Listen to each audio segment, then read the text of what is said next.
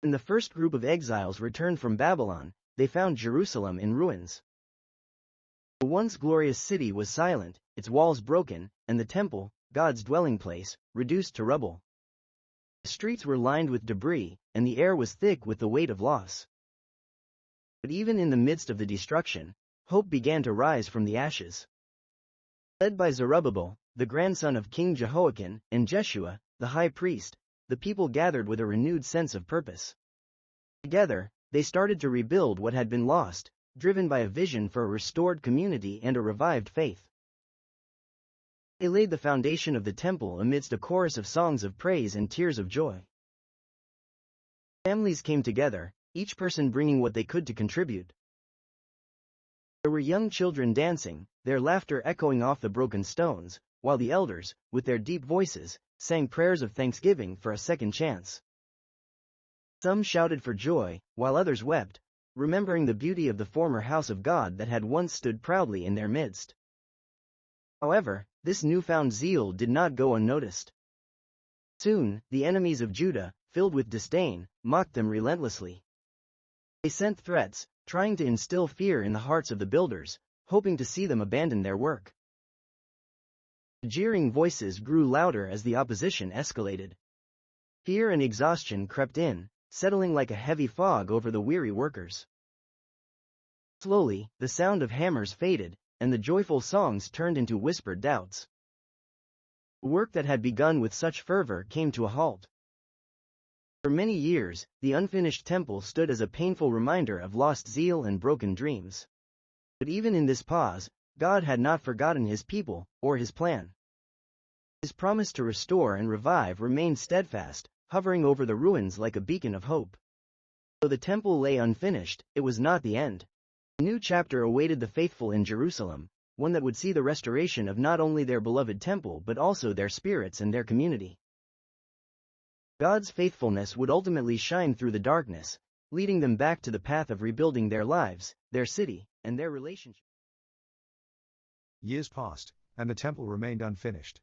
The people turned their attention to building their own houses, while God's house lay in ruins.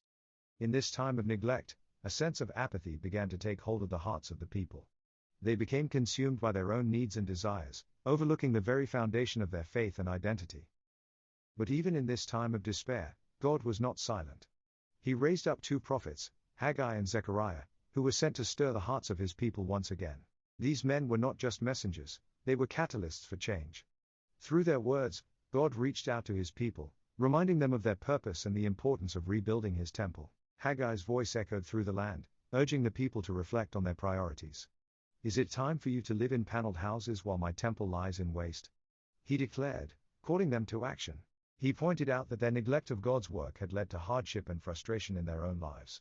The crops were failing, and the blessings they sought were just out of reach. His message was clear: it was time to return to the work of the Lord. As the people listened, something began to shift within them. The same hands that once grew weary found strength again. Hope replaced fear, and faith replaced discouragement. The words of the prophets ignited a spark, a fire that could not be easily extinguished. It was a reminder that they were not alone in their struggle. God was with them. Under the leadership of Zerubbabel, the governor, and the encouragement of the prophets, the rebuilding began anew. The people gathered their tools, united in purpose and spirit. They worked together, laying stones upon stones, with faith that God's presence was their greatest strength. Each brick laid was not just a step towards a physical structure, but a rebuilding of their covenant relationship with God. As their efforts continued, they felt the weight of the promises God had made to them. They were reminded that despite the obstacles ahead, the assurance of God's presence was enough to drive them forward. They remembered that when God says, "I am with you," no obstacle. Despite the opposition from their enemies and the delays imposed by rulers, the builders of the temple pressed on with unwavering determination. Each day, they toiled relentlessly, laying one stone after another, watching as the structure began to take shape before their eyes. Sweat and perseverance poured into this sacred project was a testament to their faith and commitment. After years filled with challenges, the day finally arrived. The long-awaited moment was here, the work was complete. A sense of accomplishment and joy filled the hearts of the people as they gathered together to dedicate the temple to the Lord. Music resonated throughout the streets, echoing the celebratory spirit that enveloped Jerusalem once more. The glory of God returned to dwell among his people, symbolizing a new beginning. Their arduous journey, marked by struggle, ultimately culminated in victory, not due to might or riches, but because they remained steadfast and resilient in their mission.